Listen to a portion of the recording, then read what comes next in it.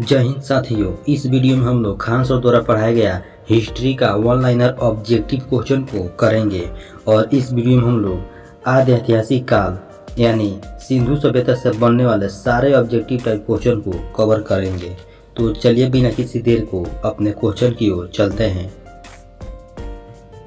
हड़प्पा सभ्यता में कौन सी दो मुख्य खदान पाई जाती है?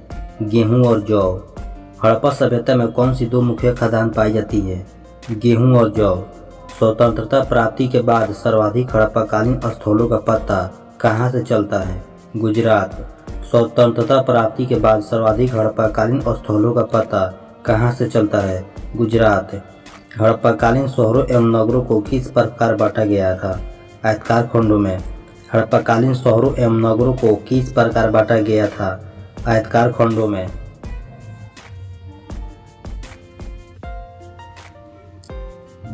मानव सभ्यता को सिंधु काल से किन दो प्रमुख चीजों की प्राप्ति हुई? गेहूं और कपास। मानव सभ्यता को सिंधु काल से किन दो प्रमुख चीजों की प्राप्ति हुई? गेहूं और कपास। सिंधु सभ्यता का समूचा क्षेत्र किस आकार का है? त्रिभुज के आकार का। सिंधु सभ्यता का समूचा क्षेत्र किस आकार का है? त्रिभुज के आकार का। हड़प्पा सभ्यता का पूरा क्षेत्रफल कितना है? 12,99,600। हड़प्पा सभ्यता का पूरा क्षेत्रफल कितना है? 12,99,600। अब तक हड़प्पा संस्कृति के लगभग कितने स्थलों का पता लग चुका है? 100 स्थलों का। अब तक हड़प्पा संस्कृति के लगभग कितने स्थलों का पता लग चुका है? 100 स्थलों का।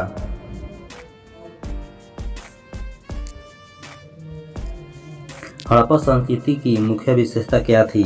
नगर नियोजन प्रणाली। हड़प्पा संस्कृति की मुख्य विशेषता क्या थी? नगर नियोजन प्रणाली। मोहनजोदड़ो का सबसे महत्वपूर्ण सार्वजनिक स्थल है? विशाल स्नानागार। मोहनजोदड़ो का सबसे महत्वपूर्ण सार्वजनिक स्थल है? विशाल स्नानागार। मोहनजोदड़ो की सबसे बड़ी इमारत कौन सी है? अन्नागार।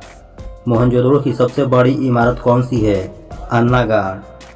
हड़प्पाई लोग किससे बने हल का प्रयोग करते थे? लकड़ी के।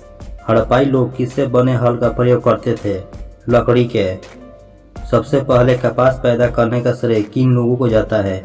सिंधु निवासियों को। सबसे पहले कपास पैदा करने का श्रेय किन लोगों को जाता है? सिंधु निवासियों को।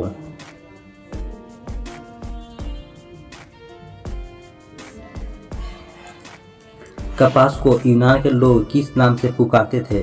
सिंडन। कपास को यूनान के लोग किस नाम से पुकारते थे? सिंडन। बुने हुए सूते कपड़े का एक टुकड़ा कहाँ से मिला है?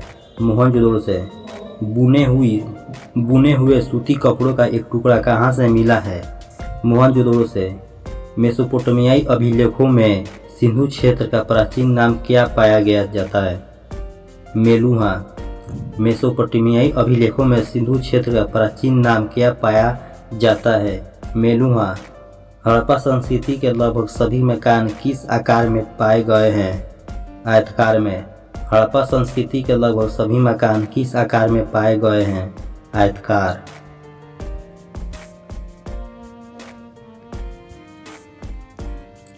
हड़प्पा नगर की संचार कितने किलोमीटर के घेरे में फैली हुई है? 5 किलोमीटर। हड़प्पा नगर की संचार कितने किलोमीटर के घेरों में फैली हुई है? 5 किलोमीटर।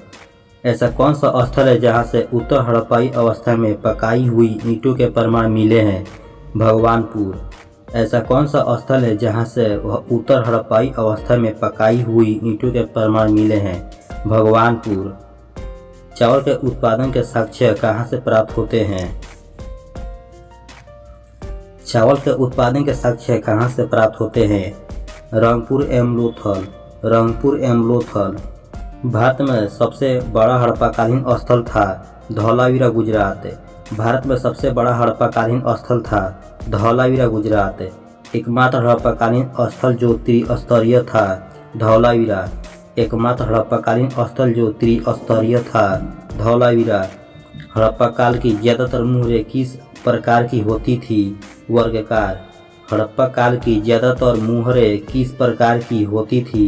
वर्गाकार। किस व्यक्ति ने हड़प्पा एवं मोहनजोदड़ो को एक विस्तृत साम्राज्य की जुड़वा राजधानी कहा? पीगट। किस व्यक्ति ने हड़प्पा एवं मोहनजोदड़ो को एक विस्तृत साम्राज्य की जुड़वा राजधानी कहा? पीगट। किन पुराविदों की मान्यता है कि सिंधु सभ्यता की उत्पत्ति मेसोपोटामिया की सुमेरियन सभ्यता से हुई थी? Sir John Marshall, Gordon Childe, Hiller. किन पुराविदों की मान्यता है कि सिंधु सभ्यता की उत्पत्ति मेसोपोटामिया की सुमेरियन सभ्यता से हुई थी? Sir John Marshall, Gordon Childe, Hiller. Sindhu सभ्यता के लोग किस धातु से परिचित नहीं थे? लोहा। सिंधु सभ्यता के लोग किस धातु से परिचित नहीं थे? लोहा।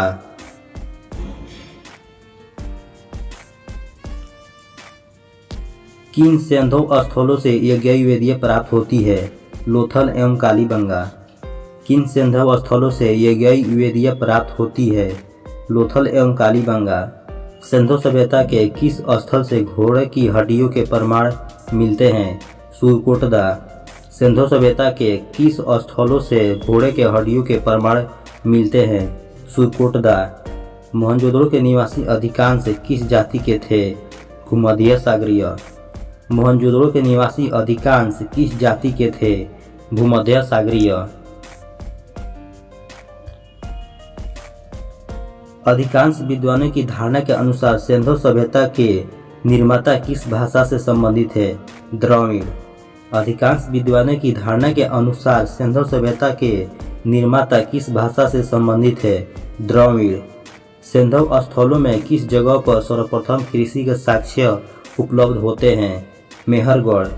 सिंधु स्थलों में किस जगह पर सर्वप्रथम कृषि के साक्ष्य उपलब्ध होते हैं? मेहरगढ़।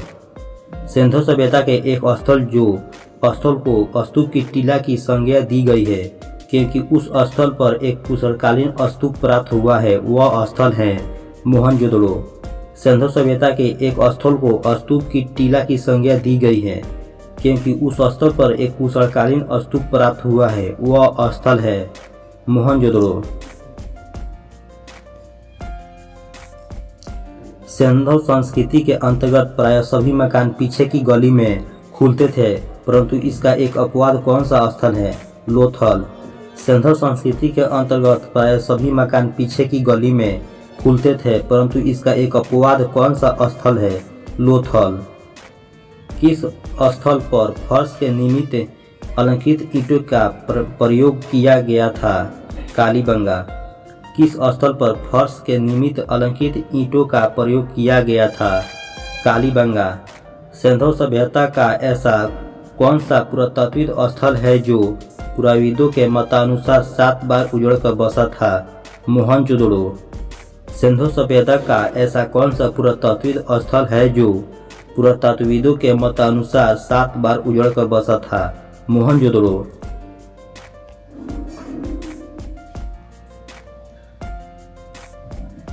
जिस टीले पर हड़प्पा का दुर्ग बना है उसे हिलर ने किस नाम से पुकारा?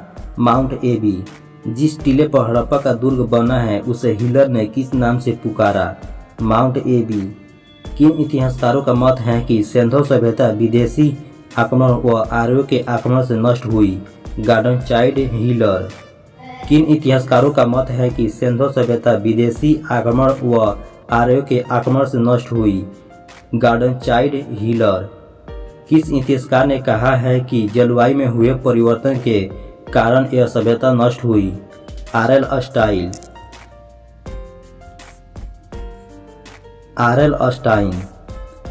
किस इतिहासकार ने कहा है कि जलवायु में हुए परिवर्तन के कारण यह सभ्यता नष्ट हुई? आर.एल. स्टाइन। मानव समाज विलक्षण है क्योंकि यह मुख्य आश्रित है संस्कृति पर।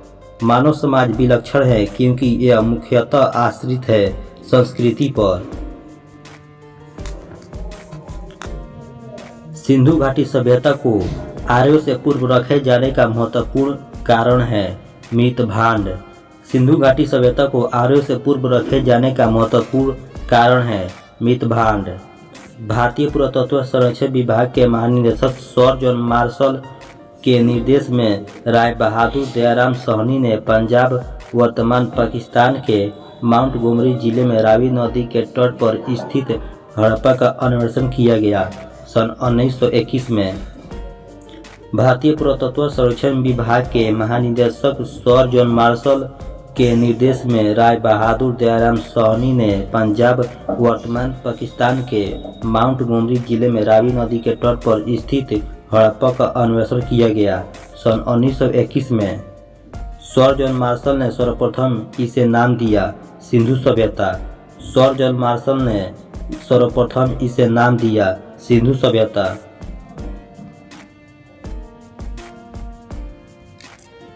रंगपुर जहां हड़प्पा की समकालीन सभ्यता थी वह है सौराष्ट्र गुजरात में।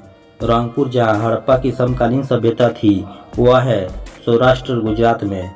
दधोरी एक पर्वतीय हड़प्पीय पूरा स्थल है पंजाब का। दधोरी एक पर्वतीय हड़प्पीय पूरा स्थल है पंजाब का। सिंधु घाटी सभ्यता का पतन नगर था लोथल।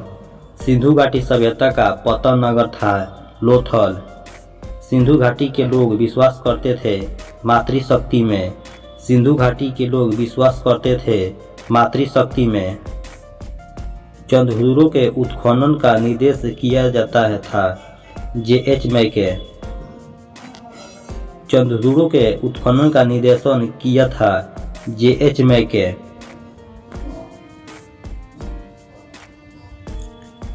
हड़प्पा का उत्खनन करने वाला प्रथम पुरातत्वविद जो इसके महत्व को नहीं समझ पाया ए कनिंघम। हड़प्पा का उत्खनन करने वाला प्रथम पुरातत्वविद जो इसके महत्व को नहीं समझ पाया था ए कनिंघम। हाथी दांत का पैमाना हड़प्पीय संदर्भ में मिला है लोथल से। हाथी दांत का पैमाना हड़प्पीय संदर्भ में मिला है लोथल से। हड़प्पा स्थल सोनौली के अभी हाल में उत्खननों से प्राप्त हुआ है मानव स्वाधान। हड़प्पन स्थल सोनौली के अभी हाल में उत्खनन में प्राप्त हुआ है मानव स्वाधान। जिस पशु के अवशेष सिंधु घाटी सभ्यता में प्राप्त नहीं हुए हैं शेर तथा गाय। जिस पशु के अवशेष सिंधु घाटी सभ्यता में प्राप्त नहीं हुए हैं शेर तथा गाय।